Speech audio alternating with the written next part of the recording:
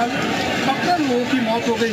आप देखिए किस तरीके से यहाँ पर प्रशासन का पूरा अमला जुटा हुआ है, उसको मैं और आपको एक बार ये दिखा देता हूँ। ये लोगों का हुजूम लगा हुआ है, लोग खड़े हुए हैं इस मातम में शरीक होने के लिए, और मातम इस बात को लेकर पसरा हुआ है कि एक ही परिवार से 16 लोगों के चले जाना और जो उनके रिश्तेदार हैं उनका भी चले जाना अपने आप में इससे बड़ी कोई घटना नहीं हो सकती है। आपको दिखा देते हैं कि जहाँ डेड बॉडी रखी हुई है वहाँ का हृदय जो दृश्य है वो बड़ा ही हृदय विदारक है। लोग आ रहे हैं, मातम में शामिल हो रहे हैं और अपना दुख व्यक्त कर रहे हैं, तो इससे बड़ी घटना कुछ और नहीं हो सकती है। लेकिन सवाल खड़ा होता है उन जिम्मेदार महकमों के ऊपर जो ओवरलोडेड वाहन चलने देते हैं। ये कोई पहली घटना नहीं है, हाथरस में भी अभी हाल ही में जो भीड़ में कुचलकर 122 लोगों की जो मौत हुई थी वो भी सवाल खड़े कर रही थी। एक बार से फिर से हाथरस के अंदर ही जो टक्कर हुई उसमें मातमी माहौल पसरा। फिलहाल इस पूरे गांव के अंदर मातम पसरा हुआ है। ये भी कहा जा रहा है कि आज गांव के अंदर कहीं चूल्हा नहीं जला है, लोग इस दुख में शामिल हैं और इस दुख में शामिल होकर अपनी संवेदनाएं व्यक्त करने के लिए आए हैं। शिष्यार्थी कौन सी है? हाँ, मेरे भांजे थे जी, और ये हादसा हुआ है जी, ये मैक्स से हादसा हुआ है जी जी। और ये सभी लोग मतलब गए थे, रिश्तेदारी में गए थे, वहाँ से वापसी हो रहे थे। इससे लेके लोग काफी गमगीन हैं और उनके मुंह से शब्द भी नहीं निकल पा रहे हैं। फिलहाल प्रशासन ने व्यवस्था उनके दफन करने की कराई है, पास में कब्रिस्तान है, वहाँ पर कब्र खोदी जा रही है, उसकी व्यवस्थाएं की जा रही है।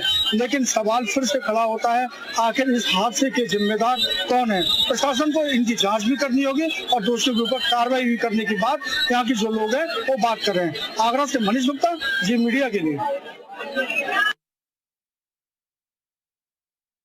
हाथरस बाईपास रोड पर रोडवेज बस से इनकी मैक्स का एक्सीडेंट हो गया, उसमें 17 लोगों की मौके पर ही मौत हो गई और बाकी घायल।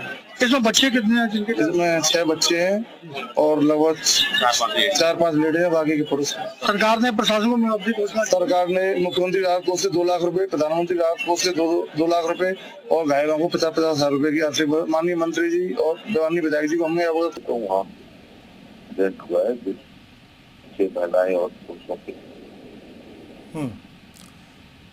बघेल साहब, ये लेकिन हादसा हुआ है ओवरलोडेड वाहन की वजह से। अगर ये वाहन इतना ओवरलोडेड नहीं होता, दलाल राहत की बात हो जाए जी, मैं महाराष्ट्र में था तो माननीय मुख्यमंत्री जी से वार्ता होने पर उन्होंने वो हाथरस में तो ओवरलोडिंग तो है ही है, कोई दो राय नहीं। जांच का विषय है तो उसमें खिलाफ कार्रवाई भी करनी चाहिए।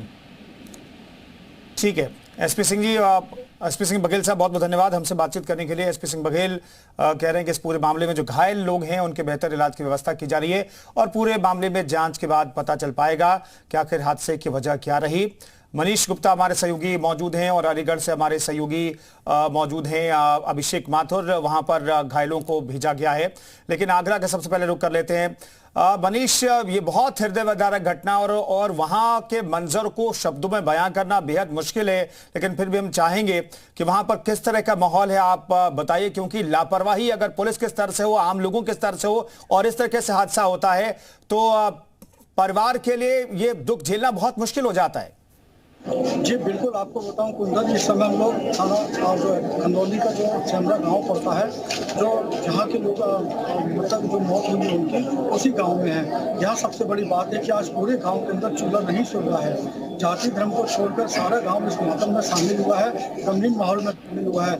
मेरे पीछे भीड़ का हुजूम जो देख रहे हैं, वहाँ पर सभी धर्मों के लोग यहाँ पर मौजूद है और अपनी संवेदनाओं को व्यक्त करने के लिए यहाँ पर आ रहे हैं। बड़ी बात यह है कुंदन कि 1 साल का सूफियान जिसकी उम्र मैच 1 साल की, ऐसी जो उजैर करके जो है उसकी उम्र सिर्फ 2 साल की, सोहेब उसकी उम्र सिर्फ 3 साल थी और जो सबसे बड़ी जो थे वो बुल्ले खां थे जिनकी उम्र 55 साल थी। यानी कि 1 साल से लेकर 55 साल तक जो लोग हैं, जो 70 टोटल लोग हैं, उनकी डेथ हो गई है।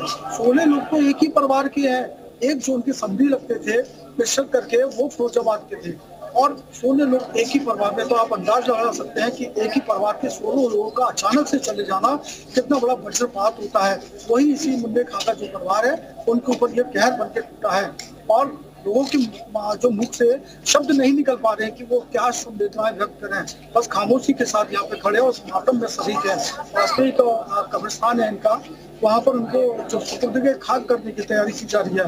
मेरे पीछे ट्रैक्टर भी आ गया, पुलिस के तमाम लोग हैं, SDM मेहरपालपुर यहाँ पर मौजूद है, तमाम प्रशासनिक जो अमला है, पुलिस के जो लोग हैं वो यहाँ पर मौजूद ठीक है। अब रोक रहा हूं मनीष आपको। धर्मपाल जी हमारे साथ मौजूद हैं, स्थानीय विधायक हैं। धर्मपाल जी, बेहद हृदय विदारक घटना, ये क्या कहना चाहेंगे आप? हम लोग बस मौके पर पहुंचने वाले हैं। हम लोग महाराष्ट्र में थे, तो अभी बस उतरे हैं ट्रेन से। हम लोग जिलाधिकारी आदरणीय मंत्री जी को सरकार ने नियुक्त किया, बंदोपाध्याय जी, हम लोग तीनों लोग 20 मिनट में घटनास्थल पर पहुंच रहे हैं। बहुत ही दुखद घटना, आज तक हमारी विधानसभा की शायद सबसे बड़ी और दुखद घटना है। भगवान से प्रार्थना है सभी शक्ति दे लोगों को, सब लोगों को, परिवारों को, और हम लोग बस पहुंच रहे हैं वहाँ। ठीक है धर्मपाल जी, ये हादसे के पीछे की वजह क्या रही, कुछ बता सकते हैं आप? कैसे गलती होगी, इतना बड़ा हादसा हो गया? ये जो इसमें ये लोग जा रहे थे अपने एक गमी में ही जाते हैं सब लोग फिरने, वहाँ जाते हैं, रास्ते में शायद एक्सीडेंट हुआ बस से। बहुत ही दुखद घटना है जी। ठीक है, धन्यवाद हमसे बातचीत करने के लिए, जी मीडिया से बातचीत करने के आपको शुक्रिया। तो डॉक्टर धर्मपाल सिंह स्थानीय विधायक हैं और वो भी घटनास्थल पर कह रहे हैं पहुंच रहे हैं, अगले 20 मिनट में वहां पर पहुंच जाएंगे और अपना दुख व्यक्त करेंगे। तो अलीगढ़ से भी हमारे सहयोगी मौजूद है, मनीष गुप्ता हमारे साथ लगातार घटनास्थल से मौजूद हैं, जहां पर परिवार मातम में डूबा हुआ है। वहां की लगातार तस्वीरें हम आपको दिखा रहे हैं। और चलिए एक बार फिर से आगरा का रुख कर लेते हैं।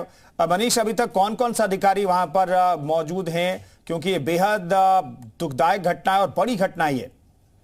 जी, आपको बताऊं, जैसे ही ये घटना का पता चला, सरकार जो आगरा का जिला प्रशासन है वो पूरी तरह से सक्रिय हो गया था और SDM मेहरपालपुर यहाँ पर आ गए थे। कानून के तमाम जो तहसील के अधिकारी होते हैं वो यहाँ पर लोगों के मौजूद हो गए थे। पुलिस के अधिकारी भी यहाँ पर आ गए थे। चूंकि डेड बॉडी पोस्टमार्टम होने के बाद यहाँ पर आ चुकी है, तो मौके पर इस समय कानूनों के साथ SDM मेहरपालपुर भी यहाँ पर मौजूद है और जिलाधिकारी के आने की बात कही जा रही है। बड़ी बात इस बात को लेकर है कि मैक्स के अंदर जिस तरीके से भी आ गई थी, ये तमाम सवाल रोडवेज विभाग के ऊपर खड़े हो रहे हैं। क्योंकि आई दिन जो घटनाएं हो रही है उसमें रोडवेज के जो कर्मचारी, खास करके जो ड्राइवर्स हैं, उनके ऊपर सवाल खड़े होते हैं कि आखिर। ठीक है मनीष, बने रहिए।